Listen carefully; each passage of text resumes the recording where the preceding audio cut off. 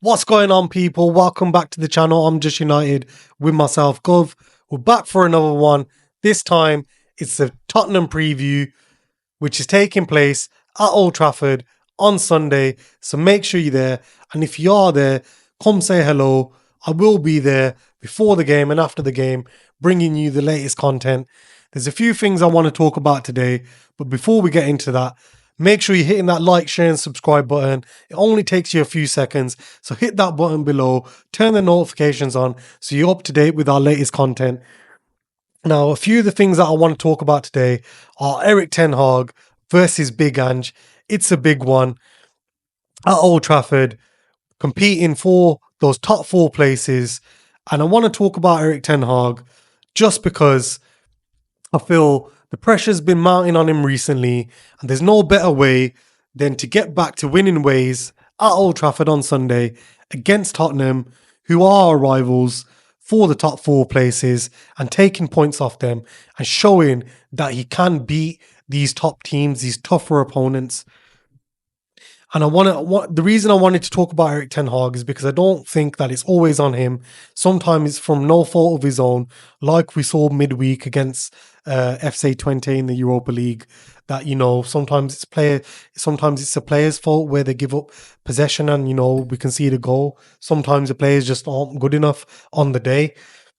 But now I believe it's time for Erik Ten Hag to pick his strongest 11 that is going to win on Sunday, and be more clinical in front of goal and think about himself.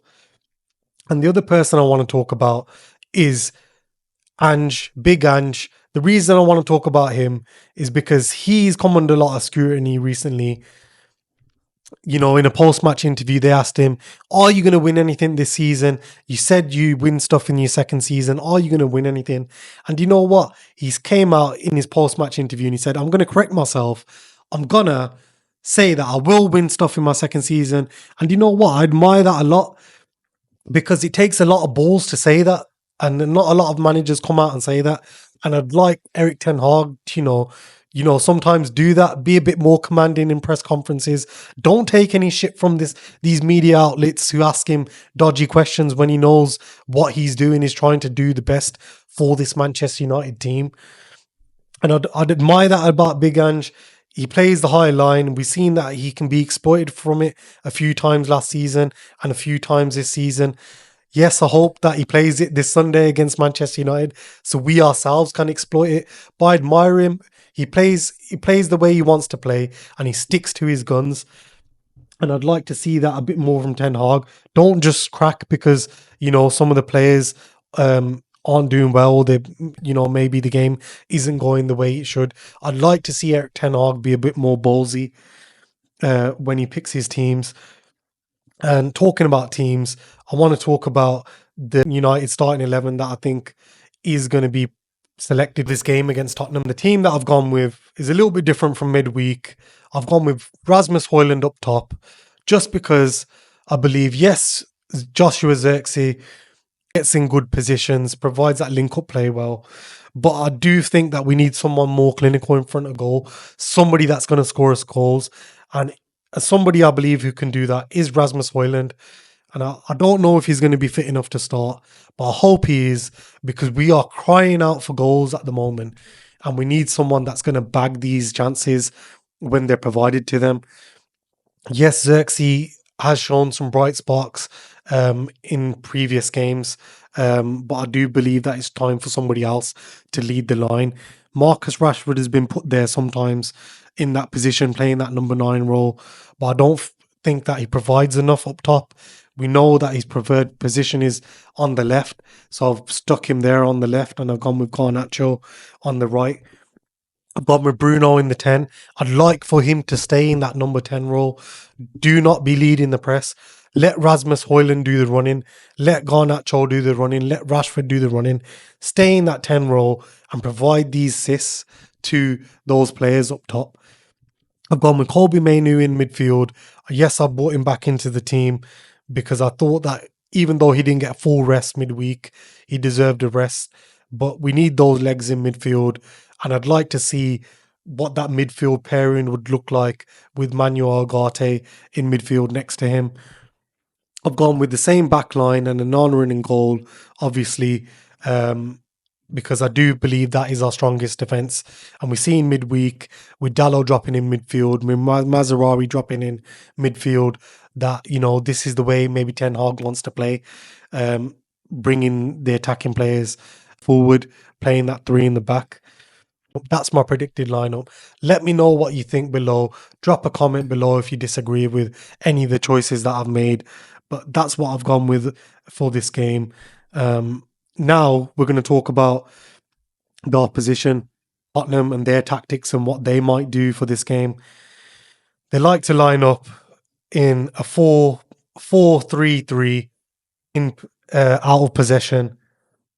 And we've seen in recent weeks that, this is how Ange likes to play. He likes to play a high line, and he likes to make the most of the attacks when he gets them. When they are in attack, we've seen that players like to, push up, with Udogie pushing into midfield, Porro pushing into midfield, Kulusevski and Maddison pushing into attack, and Johnson and Brennan Johnson and Son supplying the width in attack, with Bentancur sitting, as you can see on screen right now. So their final positioning might look something like this. As you can see from that, they're playing a 2-3-2-3 in attacking possession, which they're going to use against us. We've seen Ange use this formation many of times. And, the few of the players that we've got to look out for in this game, there's not just one. Brennan Johnson, we've seen that what he could do last season. Solanke, what he could do last season. But Maddison is one of the players that I want to look out for in this game. I do believe that he's going to be the one that we need to watch, who's going to be creating those chances. Son's kind of dropped off in recent games. He hasn't been like his old self, like we used to see with Harry Kane when them two were playing together. But you can never write him off either. There's a lot of threats in this Tottenham team which we're going to have to deal with. And we might come up short, but I'm hoping we have enough to deal with it. We've got enough of a big squad now to have a decent bench, a strong enough bench to deal with anything that Tottenham throw at us. And hopefully we can exploit this high line that we can see, because these players do like to push up with their wing backs, with their midfielders. And, hopefully we can exploit that. And when Erik Ten Hag gets a win on Sunday, talking on the win and how I think this game's going to go, I think my prediction for this game would be, I've gone with 3-1. I went with 3-1 against FC Twente. I went with 3-1 against Crystal Palace, and those didn't come off very well. But I'm going to go for a 2-1 win this time at Old Trafford, and hopefully Ten Hag can get back to winning ways. Let me know your thoughts below, and I'll see you at Old Trafford on Sunday. Thanks for tuning in. See you later, guys.